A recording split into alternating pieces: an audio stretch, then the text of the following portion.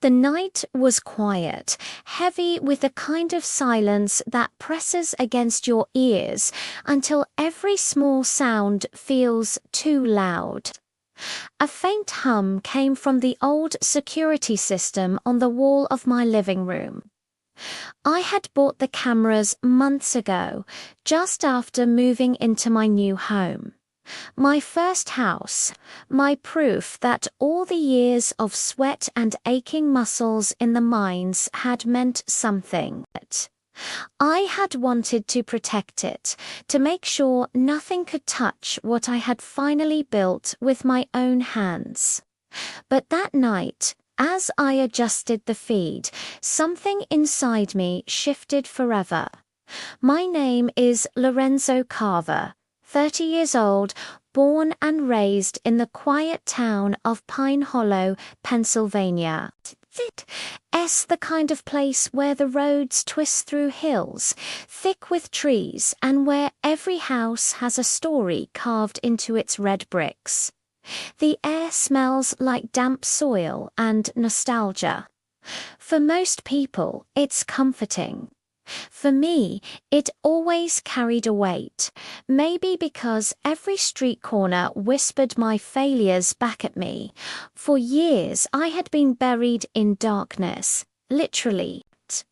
Working as a mining engineer, my days and nights blurred into the same shade of grey.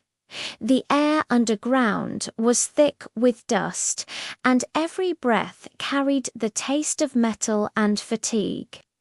I learned to live in silence down there, to listen to the rhythm of machines and the pulse of the earth. That silence became my companion, easier than the noise waiting for me at home. Home used to mean my parents' house, my father, Raphael, a man whose voice could cut through stone. He was once a mechanic, but carried himself like a general commanding an army no one else could see. His words were sharp, designed to remind you of your place. Every time I came home, covered in grime, exhausted from the mines, he'd sneer and say, "Lorenzo, what have you done besides dig holes in the dirt?" That smirk of his haunted me for years. I never answered, not because I couldn't, but because there was no winning with him. His bitterness was carved into him like the wrinkles on his face, permanent and proud. My mother, Maria, was the opposite on the surface. She had soft hands, a delicate face, and a voice that could almost fool you into thinking she cared. But her kindness was only a performance for the outside world. Inside, she was distant, cold.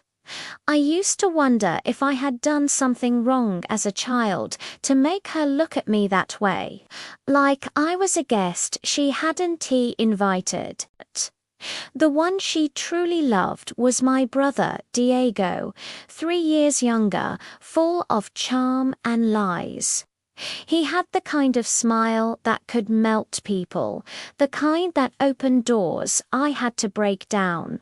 Parties, girls, laughter, that was his world. Mine was work, silence, and the faint sound of drills echoing in tunnels. Once, at a family dinner, Diego raised his glass and joked, "Here's to my brother, the extra in our family movie." My father laughed. My mother smiled. I sat there, gripping my fork so tightly my knuckles turned white. That was the moment I decided I needed to leave. I worked extra shifts, skipped meals, saved every dollar I could.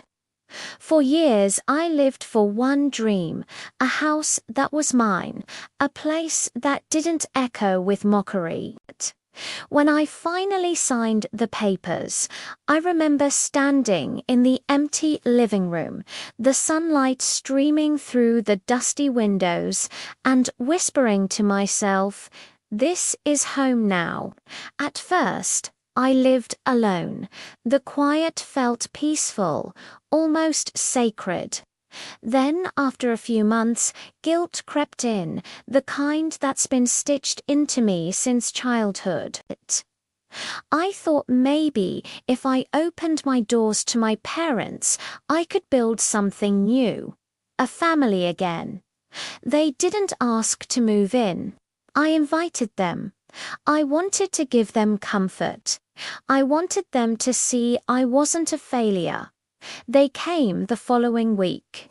My mother arrived first, carrying boxes labeled kitchen and memories. My father followed, grumbling about how small the rooms were, though I knew it was bigger than the house we grew up in. Diego didn't help with the move.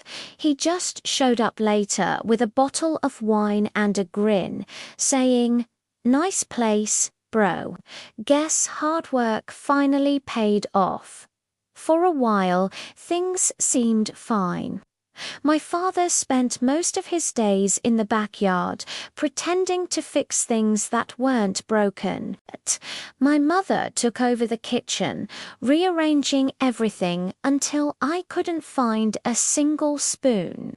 The house felt alive, too alive sometimes. The walls that once echoed only my footsteps now carried arguments and laughter that didn't sound quite right. I installed the security cameras after a string of break-ins in the neighborhood. It wasn't paranoia. It was practicality.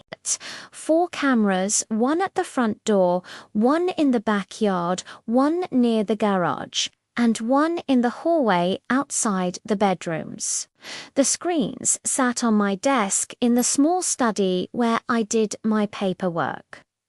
One evening around midnight, I noticed a flicker on the screen. The hallway camera glitched, lines of static cutting through the feed.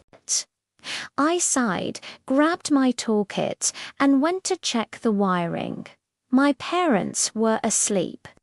The house was quiet except for the ticking of the grandfather clock in the living room. I adjusted the cables, tightened a screw, and returned to my desk. The feed cleared up. But what I saw next made my stomach twist. The camera facing the hallway showed movement, slow, deliberate. A shadow moved across the frame, stopping near my bedroom door. It wasn't me. I was in the study. The figure lingered, its shape familiar, the posture unmistakable. He stood there for a moment, his hand resting on my door handle. He didn't knock. He just stared at it. Then he slowly turned and walked toward the stairs leading to the basement. My chest tightened. What was he doing there so late? Curiosity overpowered me. I minimized the feed and walked out of the study, my bare feet silent against the wooden floor. The air felt heavy. The light from the hallway lamp flickered, casting long shadows that seemed to move when I blinked. I reached the top of the basement stairs and listened. Faint noises. A click. The sound of something being dragged. My father never kept anything in the basement. It was mostly storage and old furniture. But that night I heard whispers, not words. Just tones low, steady, like someone murmuring to themselves.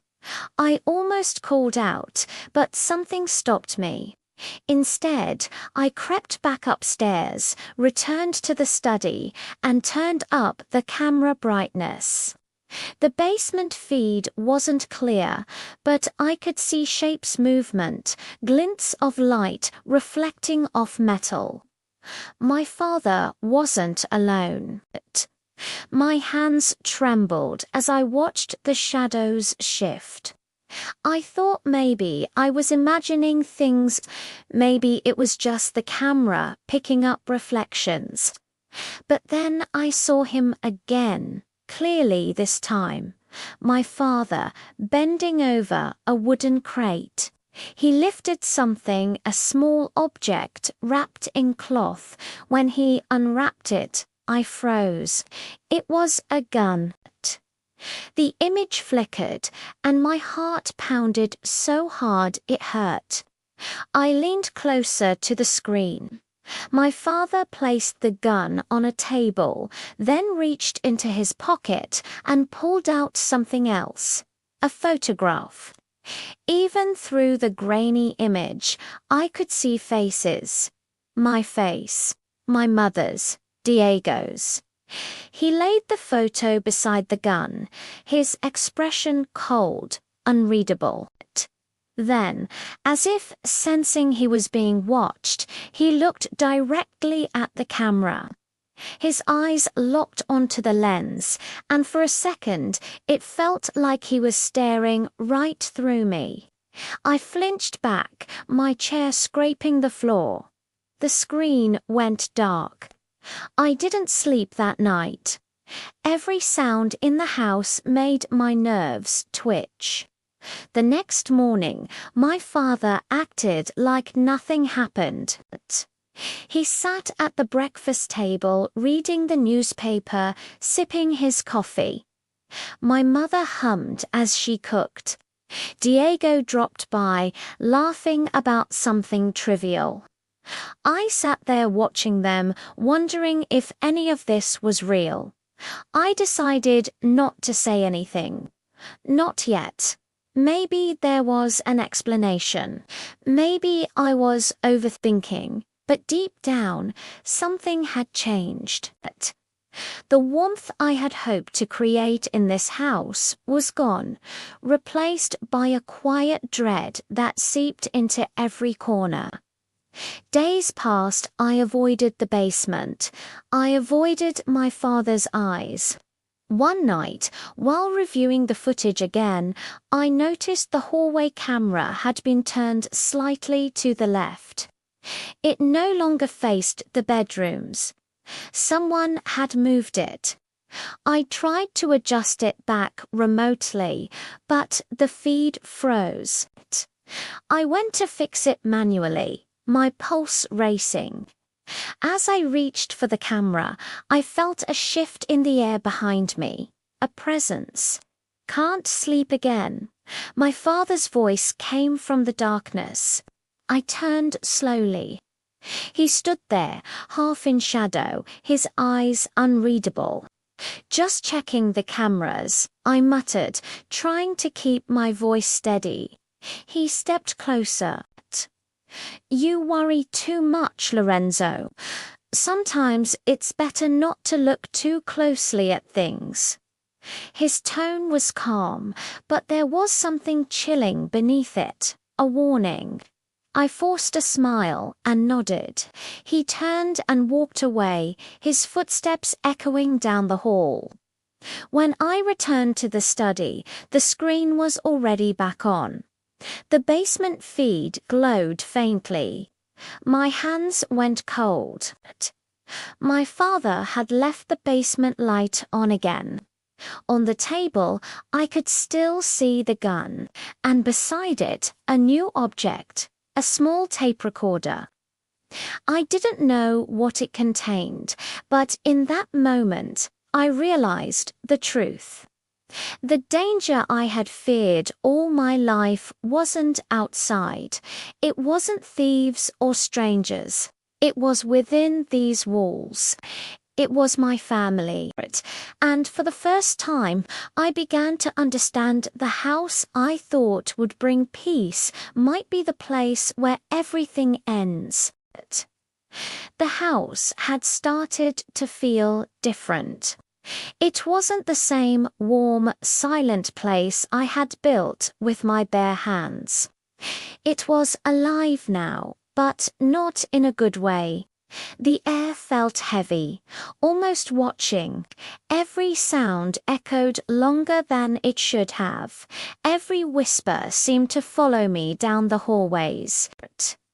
My family's presence turned the walls into strangers, their voices filling the rooms like smoke that wouldn't clear.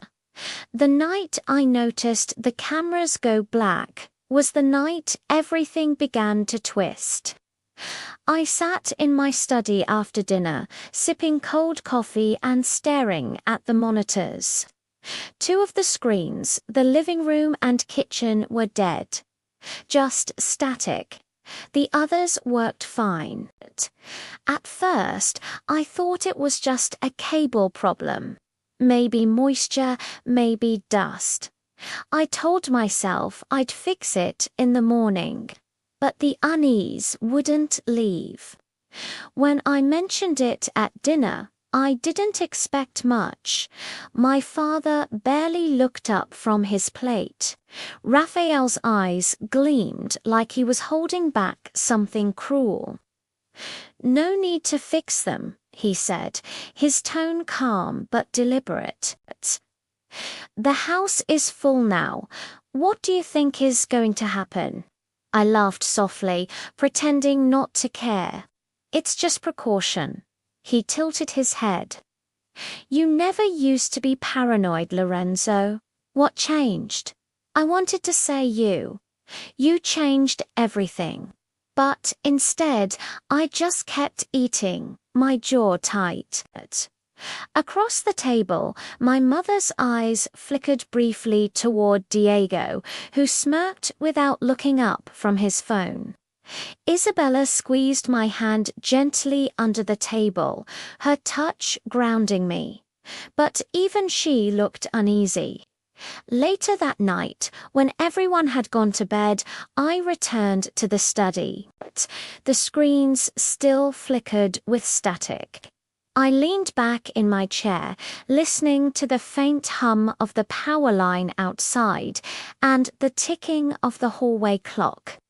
Then, through the silence, I heard a faint creak, the sound of footsteps upstairs. Slow, careful. I turned toward the staircase, my pulse rising. Probably Diego sneaking round again, or maybe my father checking the locks. I stepped into the hallway, the dim light from the lamps throwing long shadows against the floor. The footsteps stopped. "Dad," I called quietly. No answer. The air felt colder, thicker. I climbed halfway up the stairs, listening. Nothing, only the sound of my own breath. I stood there for a few seconds before shaking my head and returning to my room. The old house made sounds. That's what I told myself. Just sounds. The next morning, Isabella found me sitting in the kitchen, staring into my untouched coffee. She touched my shoulder gently. "You didn't sleep, did you?" "Not much," I admitted. "I keep hearing things at night." She frowned. "Maybe you're just stressed. Your parents being here, Diego, the wedding planning, it's a lot." "Maybe," I said. But the truth was, I didn't feel stressed. I felt watched. That afternoon, Isabella suggested going out for a walk in the garden to clear our heads. The small patch of daisies she had planted behind the house was blooming, a soft contrast to the storm building inside me. As we walked, she stopped suddenly and looked toward the back window. "Did you see that?" she whispered. I followed her gaze. A curtain on the second floor had moved slightly, even though the window was closed. I wanted to dismiss it, but something about the movement felt intentional, like someone had been standing there, just watching us. We went back inside, and I checked the room. Empty. The air though smelled faintly of my father's cologne. That evening, Diego came by again. He burst through the door laughing, carrying a bag of snacks and a six-pack of beer. "Party time, big bro," he shouted. My father, sitting on the couch, actually smiled. Finally, some life in this house. I stood there, feeling like an outsider in my own living room. Isabella tried to keep things civil, offering to pour drinks.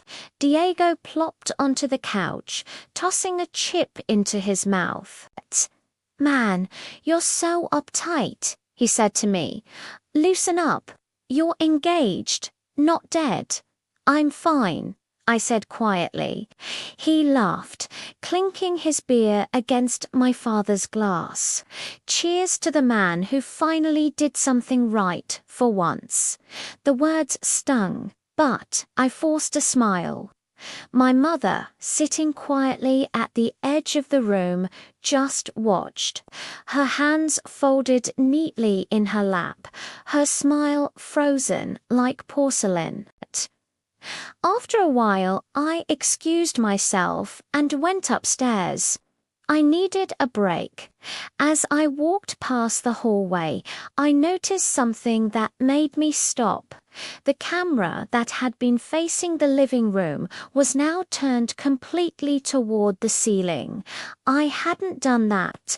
I fixed it back, but when I returned to the study, the screen for that camera was now working again, except the feed was distorted.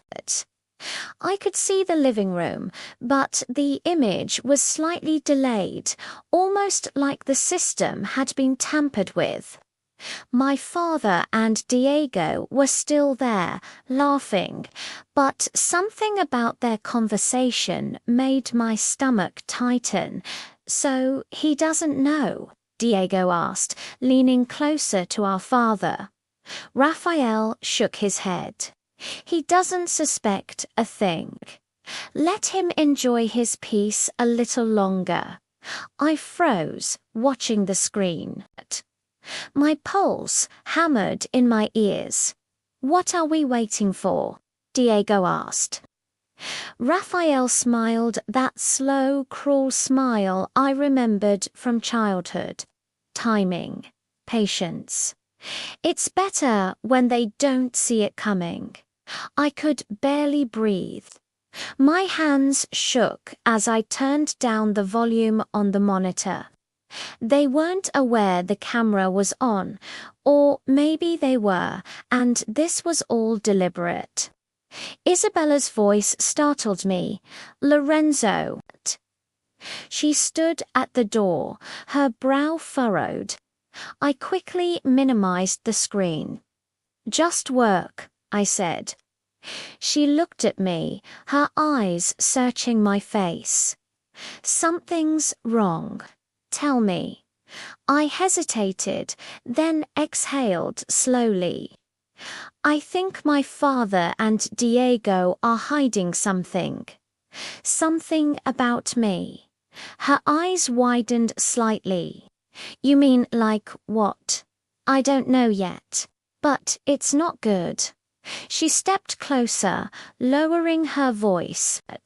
"Then maybe you should stay somewhere else for a few days, with me, until they leave. I wanted to, but leaving them here in my house, that didn't feel right." "I'll figure it out," I said instead. That night, I couldn't sleep again. Around midnight, I heard faint voices downstairs. I slipped out of bed, careful not to wake Isabella. The voices grew clearer as I approached the basement door. My father's tone was low, controlled. Diego's voice rose and fell, agitated. I pressed my ear against the door. "Are you sure he doesn't know?" Diego whispered. "He doesn't," Raphael replied. "But he's starting to ask questions." We'll need to act soon. My throat went dry. My hand trembled on the doorknob, but before I could turn it, the voices stopped. Silence. The next morning, I confronted my father at breakfast. "Did you go into the basement last night?" He looked up slowly from his newspaper. "Why would I? Because the camera's unplugged." He smiled faintly. "Maybe you should stop spying on your family. That's not healthy, son." The way he said son made my skin crawl. My mother stirred her tea silently, pretending not to listen. Diego grinned, his eyes glinting with mischief. Isabella sensed the tension and changed the subject. But I couldn't shake the feeling that every word they spoke was part of something rehearsed, something meant to keep me off balance. Days passed, and the feeling only grew worse. The house creaked more often, the lights flickered for no reason, and sometimes I swore I could hear footsteps in the attic. One afternoon, when I came home early from work, I found the front door unlocked. Inside, my mother stood at the kitchen counter, folding a piece of paper quickly as I entered. "What's that?" I asked. She looked up, startled. "Nothing, just a list." I glanced at the counter after she left. The edge of the folded note stuck out slightly from beneath a magazine. I pulled it out and froze. It was a hand-drawn floor plan of my house, detailed, every room labeled, even hidden wiring routes for the cameras. And written in my father's sharp handwriting at the bottom were 2 words: "Final stage." I felt dizzy. My mind raced with questions, none of them with good answers. That evening, when Isabella returned, I showed her the paper. She paled. "Lorenzo, this isn't normal. You have to go to the police." What do I tell them? That my father drew a floor plan of my house. She bit her lip, thinking. Then record them. Get proof.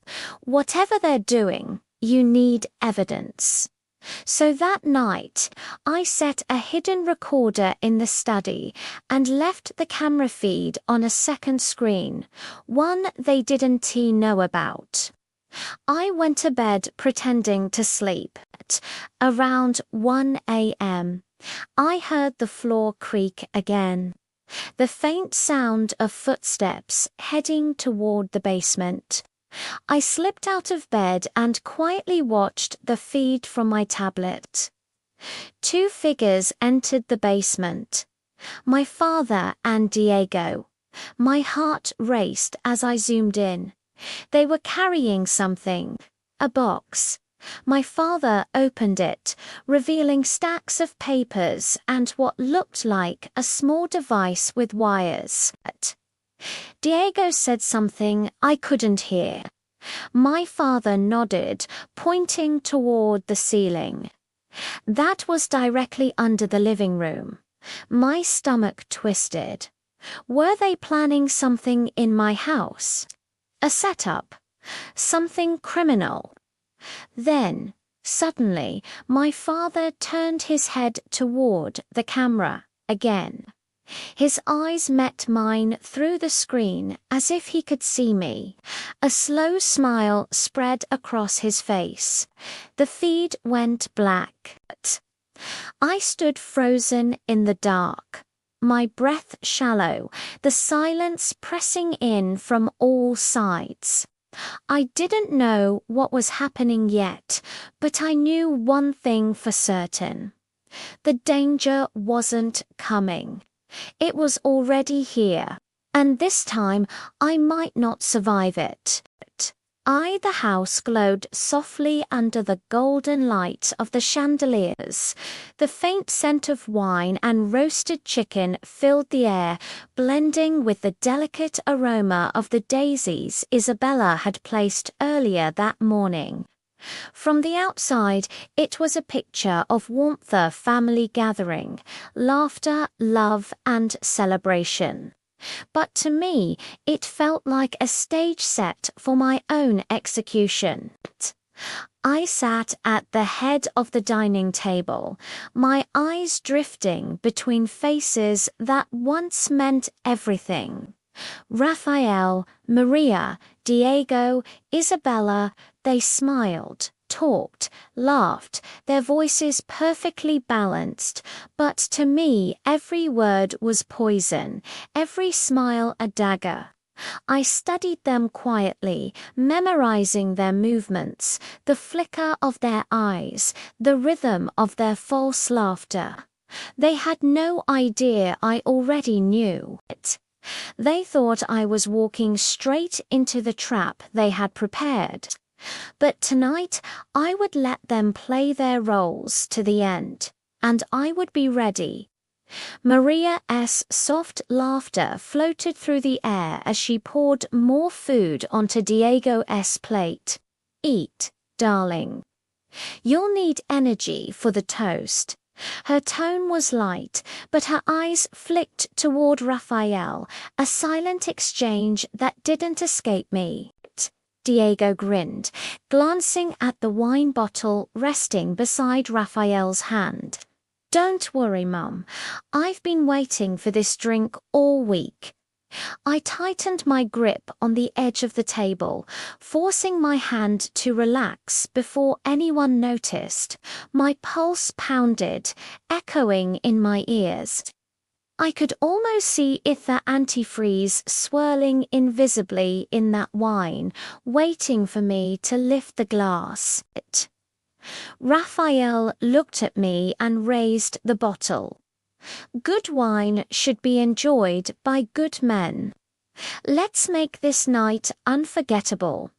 His voice carried a heavy tone, and though his lips curled into a smile, his eyes betrayed a cold gleam of satisfaction. He poured the deep red liquid into 5 glasses, the stream glinting like blood under the warm light. Maria raised her glass first, her movement graceful and deliberate. To Lorenzo, she said softly, "Our hard-working son, may this new chapter bring you happiness and success." The others echoed her words, their smiles bright and hollow. I forced my lips into a faint smile. "To family," I said, lifting my glass. My voice was steady, though my heart thrashed violently inside my chest. I knew what was in the wine, and yet, holding that glass, feeling the weight of their eyes on me, I realized this was my moment. They were waiting for me to drink, waiting for the poison to do its work. But I wasn't going to die tonight. As everyone clinked their glasses, I tilted mine slightly, pretending to sip. The wine brushed my lips, but didn't pass my tongue. Instead, as laughter erupted and Diego started boasting about his latest business scheme, I carefully set my glass down. No one noticed. Their eyes were already elsewhere, confident in their success. For the next few minutes, I let the conversation flow around me. Maria asked Isabella about the wedding flowers. Raphael complained about the noise from the neighbors. Diego joked about moving in after the marriage. I nodded, smiled, played my part. Every word was an effort, every second a storm contained beneath my calm expression. The glass hovered near my lips, every heartbeat louder than the music filling the room. I didn't drink. My smile hid a storm. Around me, they waited, pretending to sip from their own glasses, but I saw through it their eyes, their stiffness. None of them drank, because they all knew what was in that wine. It was poison, my family's final act of love. I set my glass down with a smile that felt like a blade. "Great wine, Dad," I said. Raphael nodded, his grip tightening. Maria's fake laughter filled the room. Diego's smirk faltered, and Isabella's hand trembled in mine. They didn't know that I had already sent the video to my lawyer hours before, that every word of their plan was now evidence. A knock thundered through the house. Raphael stiffened. The door opened, and my lawyer James walked in, 2 police officers behind him. The air shattered. Maria gasped, Diego froze, and Isabella went pale. "Mr. Carver," James said, his calm voice slicing through the tension, "we have a search warrant." He placed his laptop on the table, and the truth began to play on the screen. Their voices filled the room, Maria's cold whisper, Raphael's cruel certainty, Diego's laughter, Isabella's agreement. Words of poison, greed, and betrayal. They had planned to kill me, their adopted son, for the house I built. I sat still, watching the color drain from their faces. Raphael's arrogance collapsed into fear. Maria cried, begging it was just a joke. Diego's voice cracked. "It's fake." Isabella stared at the floor, her silence louder than any denial. The officers collected the wine bottle. "We'll test this," one said. Raphael shouted, "Lorenzo, we're your parents." I looked at him calmly. "You said I wasn't your blood. What am I to you now?" That silence was heavier than any answer. They were arrested that night. As the police led them away, I felt no triumph, only a quiet emptiness. The candles still flickered, lighting faces that once called themselves family. I blew them out, one by one, and walked into the foggy night, leaving behind a house full of ghosts. I drove to Uncle Samuel's house, the only man who had ever shown me kindness. When he opened the door, his concern broke me more than any betrayal had. I told him everything, the cameras, the wine, the lies. He listened in silence, his eyes heavy with grief. "Lorenzo," he whispered, "I should have told you long ago you were adopted, yes. But to me, you've always been family." I felt tears rise, not from pain, but from the healing in his words. For the first time in years, I felt warmth in someone's voice. "You're not alone," he said, gripping my shoulder. "Family isn't blood, it's heart." Days passed, and the Carver's arrest became town gossip. The news spread fast, a family who plotted to kill their adopted son for property. In court, the truth unfolded again. The video, the poisoned wine, the greed laid bare. Raphael tried to call it desperation.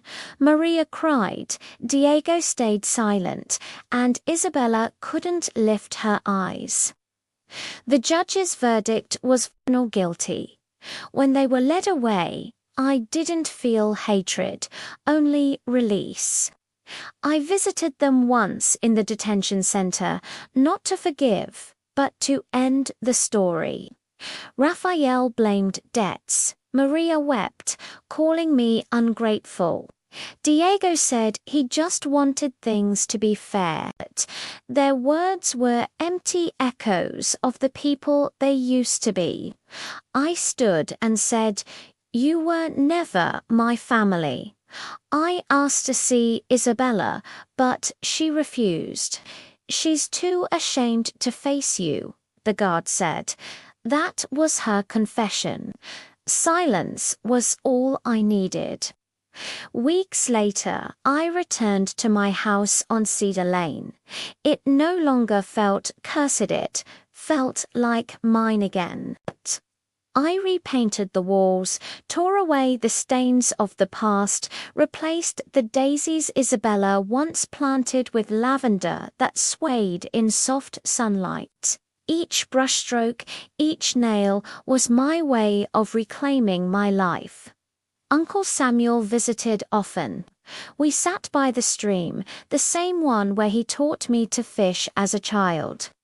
"You've built something they never could," he said. "Peace." I smiled.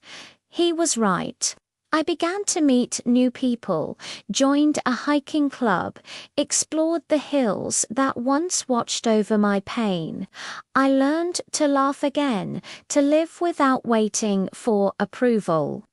Looking back, I understood the truth my suffering had carved into my family isn't blood. Love isn't blind, and trust must be earned. The people I called family tried to destroy me, yet I found a truer bond in one man who needed no DNA to call me son. Pain taught me strength, betrayal taught me vigilance, loss taught me freedom. Now, each morning, as sunlight pours through the windows, touching the lavender outside, I stand quietly and breathe.